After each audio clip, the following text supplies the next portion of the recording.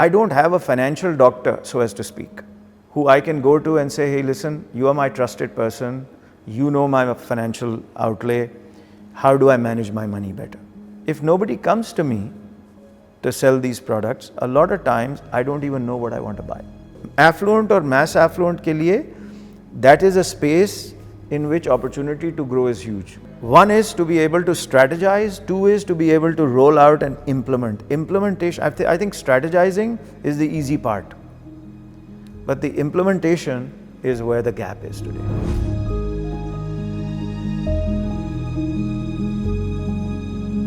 Generally, as retail bankers, when we look at the market, we split it up into affluent, mass retail.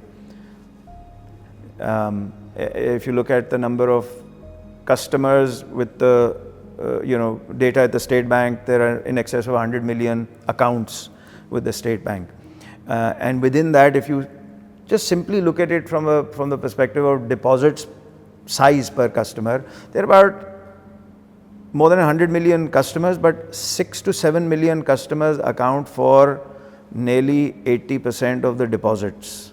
Now, if I was to break this down into customers in various banks, because obviously you don't have access to kind of connecting this data with banks, but you do see depository customers in banks. So I can make a pyramid of affluent, mass affluent for every bank.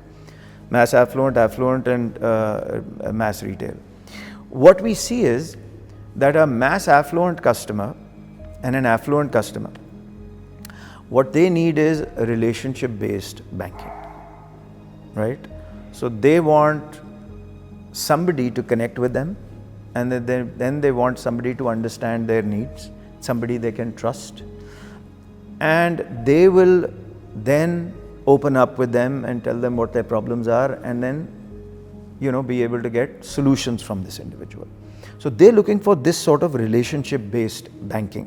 Wherever they get relationship, be it a relationship through a friend or somebody they know in a bank, and they have a certain need that they feel there is a need, they will buy a product from them. However, the banking industry needs to do much more to be able to capitalize this opportunity of, say, today even 8 or 10 million customers in our market wanting relationship-based solutions through relationships, right? If I look at various banks, I find the affluent and mass affluent customer in every bank. We do that. But what we find is that these customers need at least 4 to 5 products, and we break this up into transactional, savings, borrowing, protection products. They need these products because they have their financial layout is such that they need a transactional solution, they need to do some borrowing, they need to do some savings, and they need to protect future cash flows. Not many of these customers are being provided consultative solutions through a consultative manner to them through banks. So what they'll end up doing is, I'll come to your bank and I'll say, okay, somebody told me that you have a good credit card, can I have a credit card from you?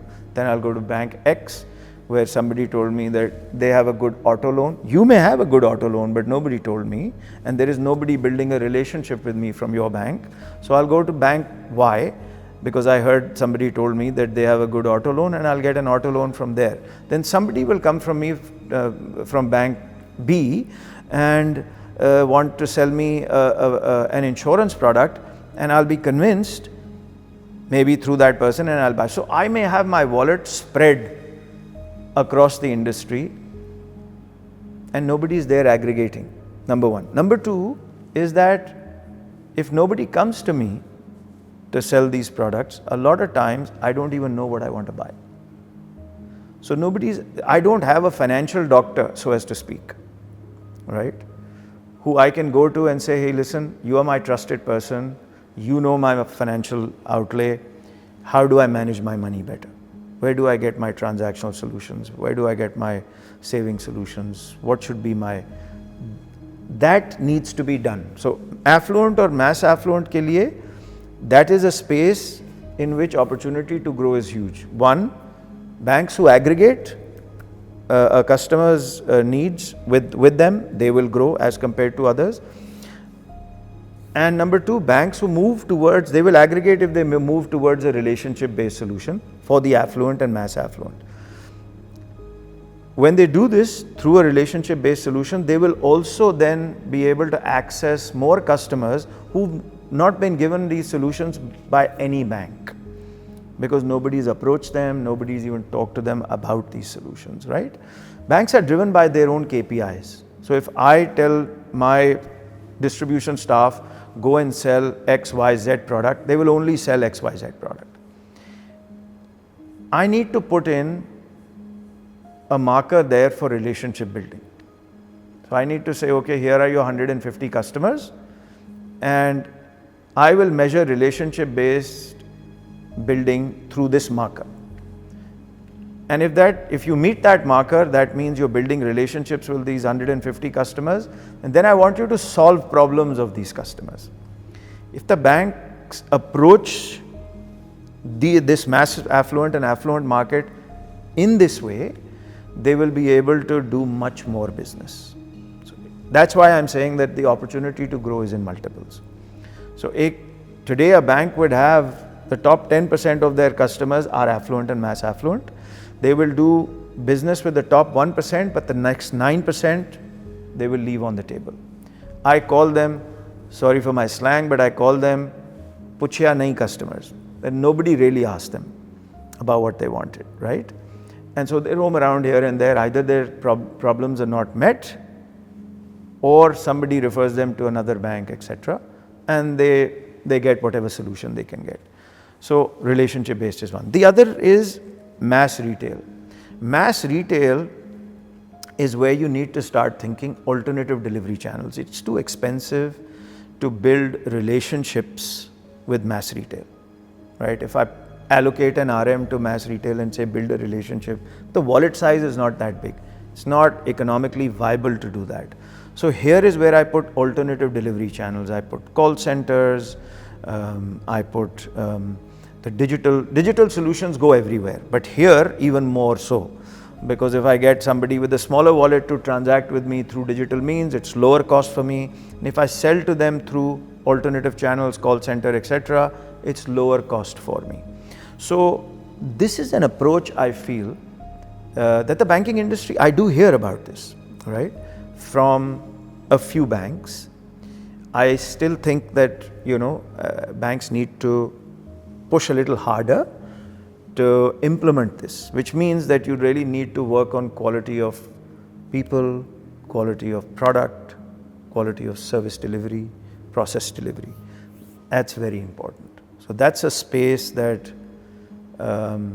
banks need to become customer segment centric. So I need to say, okay, this is my affluent customer, this is what their needs are, this is how I'm going to provide for their needs, right? It's just like saying first class in an airline, business class in an airline, and an economy class in an airline. You have three different solutions. But one is to be able to strategize, two is to be able to roll out and implement. Implementation, I think strategizing is the easy part, but the implementation is where the gap is today. And that gap is between, in people, in product and process.